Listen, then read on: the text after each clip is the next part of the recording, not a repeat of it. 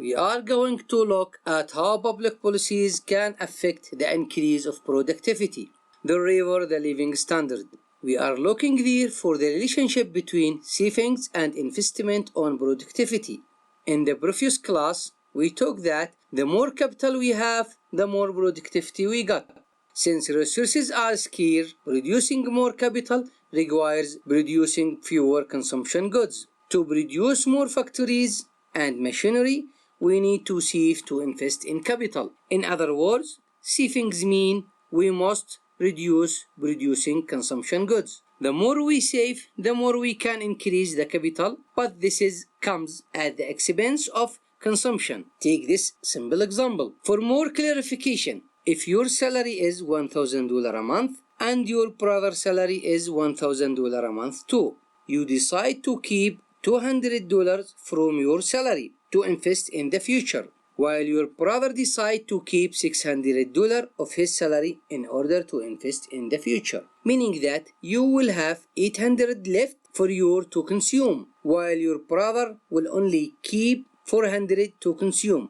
Both of you faced what we call a trade-off, which is one of the 10 principles of economics that we have taken in microeconomics. As with governments, they face a trade-off between saving and investing in the future for increasing capital or producing consumption goods. To know how the government makes policies that affect savings and investment, you can look at the chapter 26, Saving, Investment and the Financial System in this book, because we are not going to cover it during this semester. However, the government can implement policies which will raise saving and investment. Then key will raise keeping productivity and living standards to raise. As we mentioned earlier, the increase in capital is offset by an increase in productivity and hence an increase in the growth rate. Unfortunately, rapid growth doesn't continue forever, as it will face what is called diminishing returns to capital or the catch-up effect. This means that poorer countries tend to grow at faster rates than rich countries. Initially, poor countries can benefit from the increase in capital, so their growth rates are high. But with the passage of time, the benefit from the increase in capital decreases. The next slide will give you a full picture of the meaning of the catch-up effect. You can see here that if workers have little key, giving them more increase their productivity a lot. But if workers already have a lot of key, giving them more will definitely increase their productivity, but not at the same rate as before. As you can see here, the capital has increased equally in both cases, but the increasing in productivity at the beginning is much more than the increasing in productivity when the worker has a lot of capital already. Poor countries start from here. When they increase their capital, they have a high growth rate. But on the other hand, when rich countries increase the capital by the same amount, their growth rate is this much. And this is what we call the catch-up effect. Example of the catch-up effect over the period 1960 to 1990, the US and South Korea devoted a similar share of GDP to investment. So you may accept they would have similar growth performance, but growth was more than 6% in Korea and only 2% in the US. Explanation for these differences is the catch-up effect. In 1960, Korea was a poor country, and the capital per labor was far smaller in Korea than in US. Hence, Korea grew faster. Some countries don't have enough money to invest or to cover the increase in capital they need in their countries. Therefore, these countries may ask or encourage foreign investors to invest in their countries. They can do it through foreign direct investment or foreign portfolio investment. Foreign direct investment means capital investment such as factory that is owned and operated by a foreign entity. For example, a Chevrolet company has opened a factory for a Chevrolet car in Uzbekistan that is fully owned and managed by Chevrolet. while the foreign portfolio investment means capital investment financed with foreign money but operated by domestic residents. For example, in 1987, Saudi Arabia invested in Yemeni Airlines, which purchased 49% of the company's share, as the Yemeni government owns 51% of the company's capital. Because the company is wholly owned and managed by the Yemeni side, this is a clear example of foreign portfolio investment. Some of the returns from this investment flow back to the foreign countries that supplied the funds. Investment from abroad is especially beneficial in poor countries that cannot generate enough saving to fund investment projects.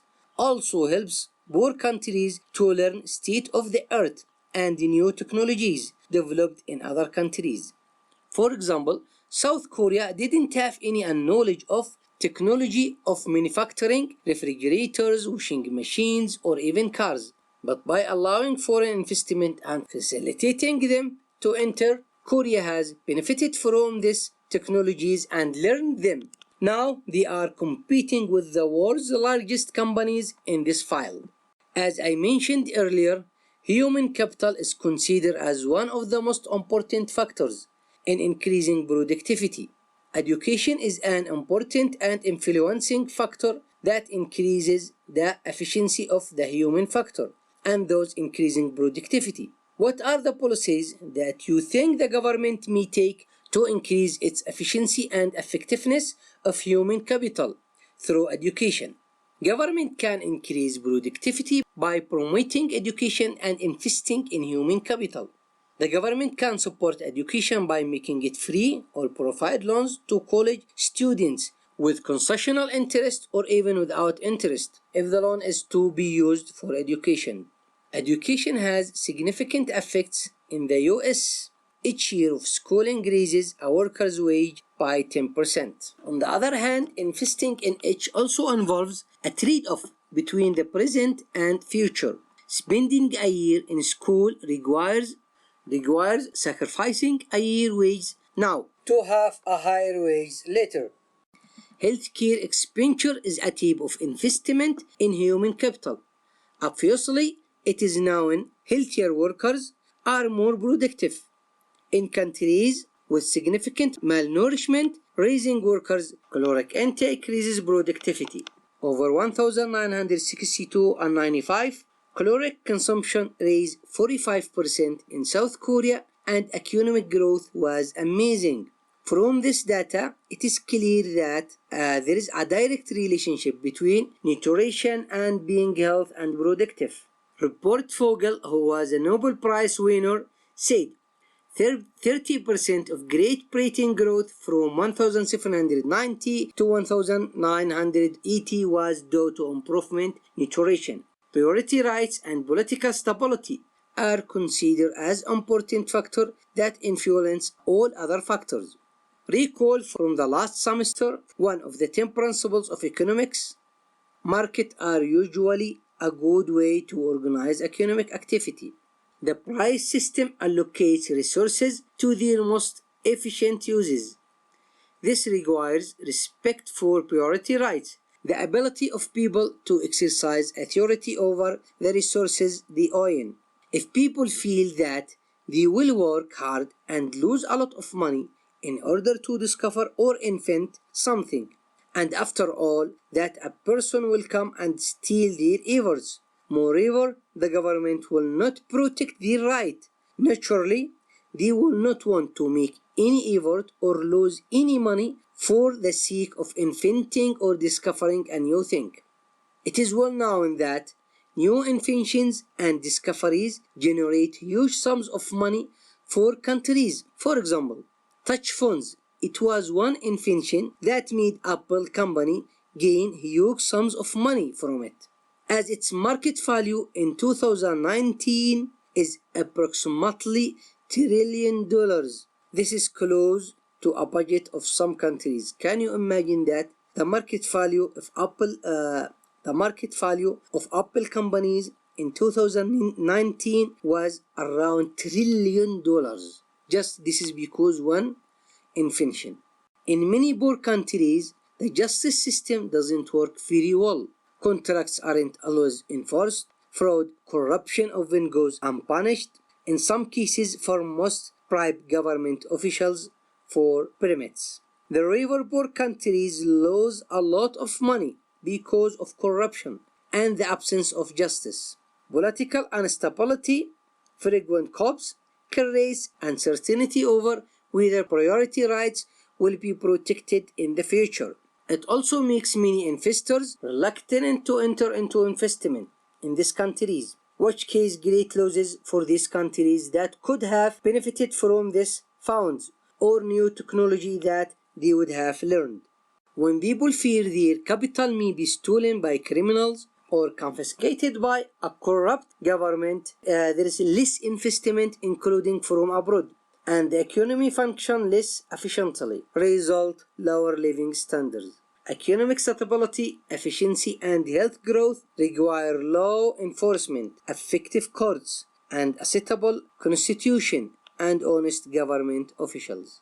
One of the policies that government can take and control is free trade. There are two types of trade policies that governments can choose: inward-oriented policies, tariffs limited on investment from abroad. This all aims to raise living standard by avoiding interaction with other countries. Here the countries are trying to rely on local production and depend on themselves. Or the outward-oriented policies.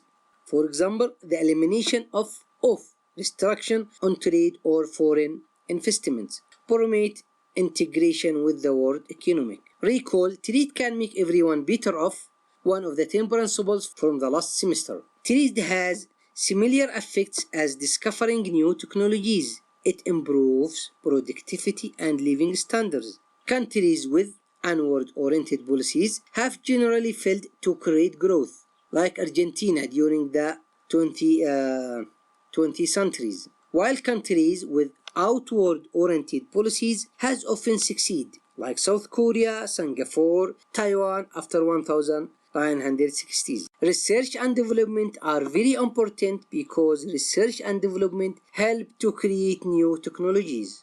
Technological progress is the main reasons why living standards increase so much over time.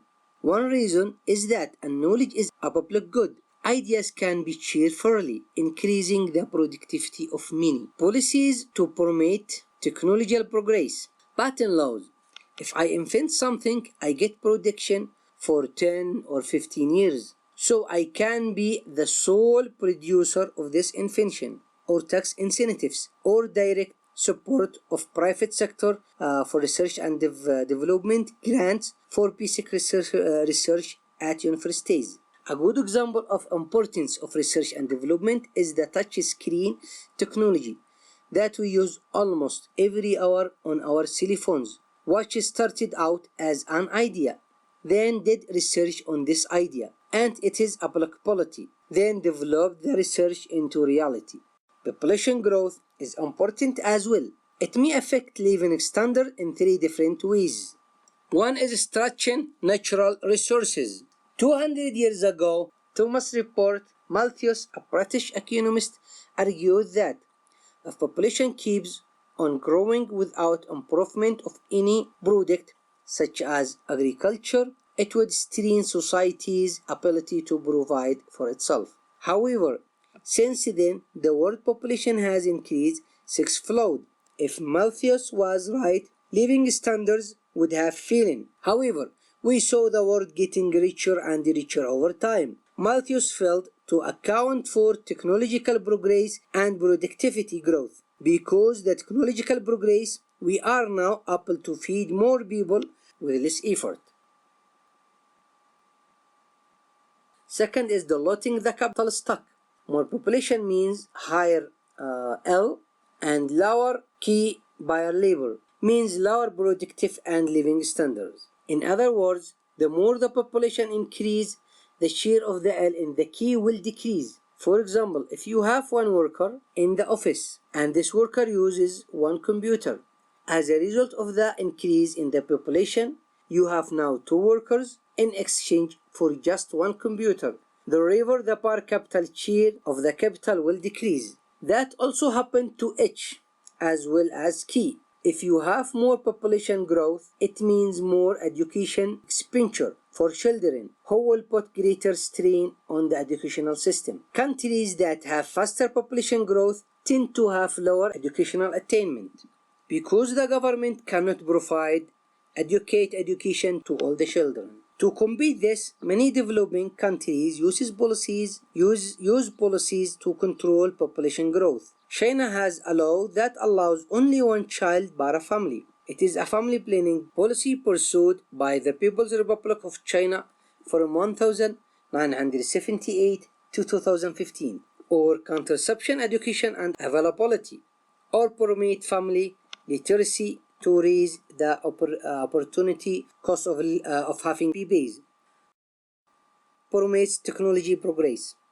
If you have more people, you have the potential for more scientists, inventors, and engineers. You have the potential for more frequent discoveries. When you have this many smart people, then you have faster technology progress and economic growth. Michel Report Kramer is an American development economist. He found that over the course of human history, growth rates increased as the world's population increased. So whenever the world population grows up, people tend to get wealthier. Increasing the population is not a bad thing or a good thing. It is basically about how we use the increasing of population towards development. Michel Kramer also said, more populated regions grow faster than less populated. We reached to the end of this class by this activity. Can you list the determinants of productivity? Can you list 3 policies that attempt to raise living standard by increasing one of the determinants of productivity? You will find the answer in the following slides, but can you try to answer it yourself before going to the answer?